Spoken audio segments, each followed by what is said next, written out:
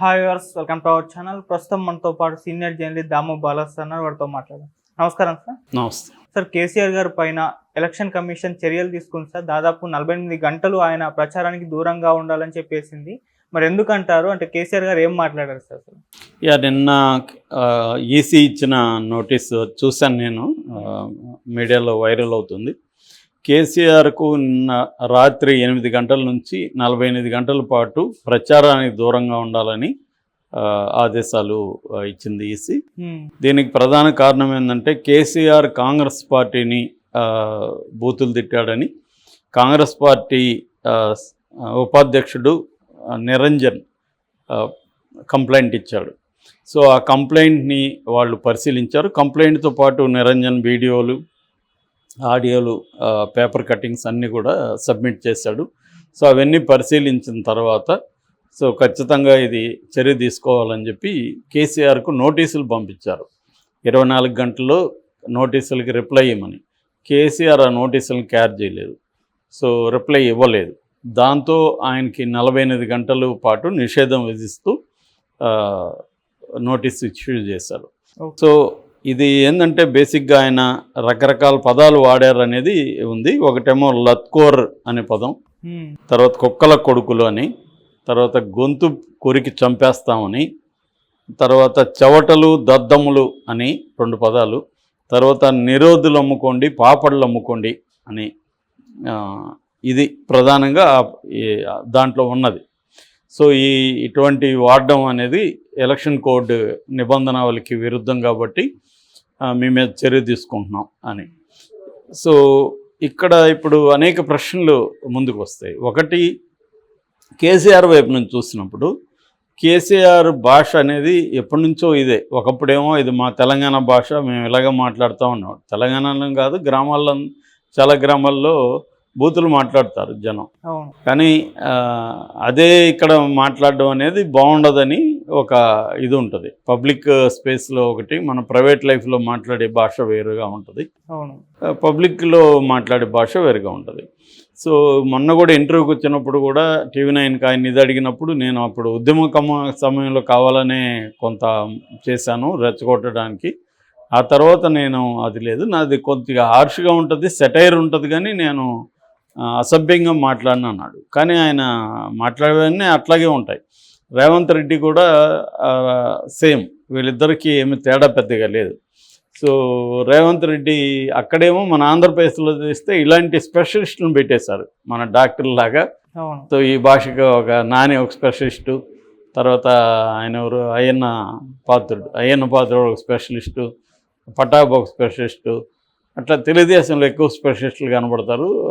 ఇటేమో రోజా, నాని మాత్రం మనకు ఆ భాష మాట్లాడే విషయంలో, మిగతా ఊరు అంతా ఆ భాష మాట్లాడేవాళ్ళు వైసీపీలో ఎక్కువ కనపడరు. కానీ తెలుగుదేశంలో చాలామంది డాక్టర్లు ఉన్నారు స్పెషలిస్టులు. సో అట్లా ఇక్కడ ఏమో నాయకులేమో అక్కడేమో చంద్రబాబు ఆ భాష మాట్లాడు, జగన్ ఆ భాష మాట్లాడు, కొంతవరకు పవన్ కళ్యాణ్ మాట్లాడతాడు, మళ్ళీ బూతులు మాట్లాడు, కానీ మోకాళ్ళ మీద దెక్కిస్తా, కడ్రాయిరీ చేస్తా, ఇట్లాంటి వీధి రౌడీ భాష అతను మాట్లాడుతుంటాడు.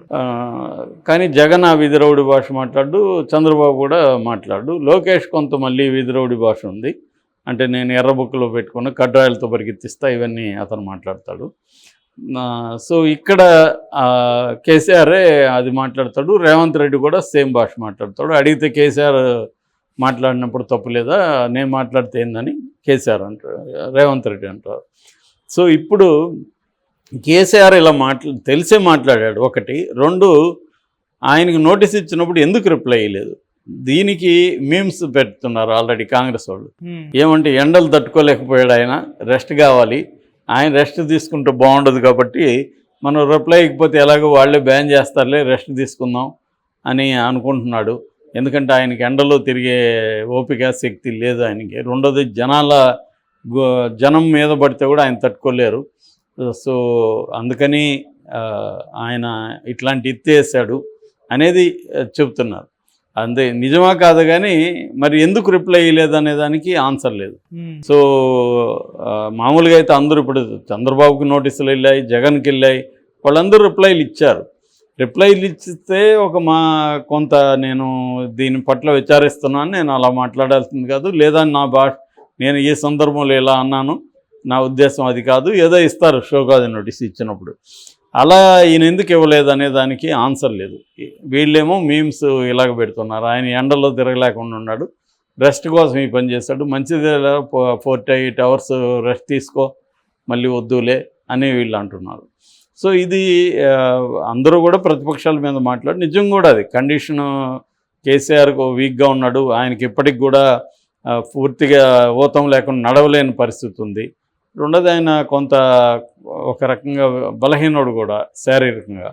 కాబట్టి ఎండలో మామూలుగానే మనం ఇక్కడ ఆఫీసుల్లోనే ఏసీ లేకుండా చాలా కష్టంగా ఉంది, ఇంకా ఈ ఎండలో పోయి చేయాలంటే 40+ ఉంది, 45 వరకు ఉంది. ఇటువంటి ఎండలో కాసేపన్నా ఉండాలి కదా, సమావేశంలో మాట్లాడాలి. సో ఖచ్చితంగా ఇబ్బంది అవుతుంది, సెగ మొత్తం వ్యవహారం, దుమ్ము ఇదంతా. సో ఆ కారణం కూడా ఉండొచ్చు. ఇక రెండవ యాంగిల్ నుంచి చూసినప్పుడు ఈసీ ఎందుకు కొందరి మీద చర్య తీసుకోవట్లేదు? అందరూ మాట్లాడుతున్నారు నిజానికి. ఇప్పుడు చంద్రబాబు జగన్ని చంపేయండి అని, గ్లాస్తో పొడవండని, నిన్ను చంపితే ఏంటి అని ఇలాగంతా ఓపెన్గానే మాట్లాడారు, వీడియోలు వచ్చాయి. మరి ఆయన మీద ఎందుకు బ్యాన్ పెట్టలేదు? జగన్ పశుపతి అంటున్నాడు చంద్రబాబుని, చంద్రముఖి అంటున్నాడు, కొండ చెలువ అంటున్నాడు, ఇలాగా జగన్ కూడా అంటున్నాడు కదా. ఇంకా పవన్ కళ్యాణ్కి నోటికి అడ్డే లేకుండా మాట్లాడుతున్నాడు, ఇష్టం వచ్చినట్టుగా. మోకాళ్ళ మీద నడిపిస్తాను అన్నాడు మొన్న కూడా, రౌడీలు అంటున్నాడు, మోకాళ్ళ మీద నడిపిస్తాను అంటున్నాడు, నరకం చూపిస్తాను అంటున్నాడు. ఇట్లాంటి భాష ఆయన కూడా మాట్లాడుతున్నాడు. అసలు మాట్లాడిన వాళ్ళు ఎవరు? వాళ్ళకందరికీ లేని ఇంపోజ్ చేయడం రూల్స్ ఇతనికి మాత్రమే, కేసీఆర్కి మాత్రమే ఎందుకు వచ్చింది అనేది చూసుకున్నప్పుడు ఖచ్చితంగా ఇక్కడ ఏదో పక్షపాత ధోరణి కనిపిస్తుంది ఈసీలో కూడా. ఎవరు? బీజేపీ వాళ్ళు. సుప్రీంకోర్టు లేకుండా ఈ బిల్లు ప్రకారం ఏంటంటే ఈసీ నియమించే అధికారం ఒక కమిటీకి ఉంటుంది. ఆ కమిటీలో ప్రధానమంత్రి ఉంటాడు, ఒక కేంద్ర కేబినెట్ మినిస్టర్ ఉంటాడు, ప్రతిపక్ష నాయకుడు ఉంటాడు. సో ముగ్గురు ఉంటారు. ముగ్గురులో ఇద్దరిదే మెజారిటీ కదా, ఇద్దరు వీళ్ళే కదా, బీజేపీ పిఎం అండ్ కేంద్ర కేబినెట్ మినిస్టర్. సో వీళ్ళిద్దరూ చెప్పిన వాళ్ళే అక్కడ ఉంటారు ఎలక్షన్ కమిషనర్లుగా. ముగ్గురిని వీళ్ళే నియమిస్తారు. సో వీళ్ళు నియమించినప్పుడు వీళ్ళ కంట్రోల్లోనే ఉంటారుగా వాళ్ళు ఎలాగో. సో కాబట్టి ఎలక్షన్ కమిషన్ అనేది అల్టిమేట్గా ప్రధాని మోడీ ఆధ్వర్యంలోనే పనిచేస్తుంది. సో అందువల్ల బీజేపీ వాళ్ళు ఏం చెప్తే ఎలక్షన్ కమిషన్ ప్రధానంగా అదే వింటుంది. ఎందుకంటే నీరవ్ మోడీ, నరేంద్ర మోడీని ఉద్దేశించి.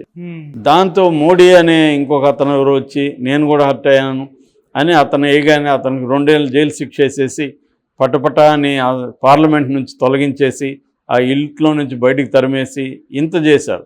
మళ్ళీ సుప్రీంకోర్టు ఆపింది కాబట్టి సరిపోయింది. అంటే క్లియర్గా ప్రతి వ్యవస్థను కూడా రాజకీయ ప్రయోజనాల కోసమే ఇవాళ వాడడం అనేది ఉంది. మామూలుగా ప్రజాస్వామిక వ్యవస్థలో ప్రజాస్వామిక దేశంలో వివిధ వ్యవస్థలు అనేవి అటానమస్గా పనిచేయాలి. అంటే అధికారంలో ఉన్న ఎవరున్నా కూడా ఇవి ప్రజల తరపున పీపుల్ సెంటర్డ్గా పనిచేయాలి. కానీ అవి అలా పనిచేయలేదనే దానికి లేటెస్ట్ ఎగ్జాంపుల్ కేసీఆర్కి ఈ నోటీస్ ఇవ్వడం. ఎందుకంటే అందరూ మాట్లాడుతారు. రేవంత్ రెడ్డి ఎంతకంటే బూతులు మొన్నే మాట్లాడలేదా? అందరినీ మాట్లాడుతున్నాడు రేవంత్ రెడ్డి. మరి రేవంత్ రెడ్డికి ఇవ్వకుండా లత్కోర్ అన్నాడని, లేకపోతే చవటలు దద్దమ్మలు అన్నారని ఈ భాష ఎవరు మాట్లాడట్లేదు, అందరూ మాట్లాడుతున్నారు. కానీ ఈయనకే ఎందుకు ఇచ్చారనే దగ్గర మళ్ళీ మనకి రాజకీయంగా డౌట్లు వస్తున్నాయి. Okay sir, thank you so much.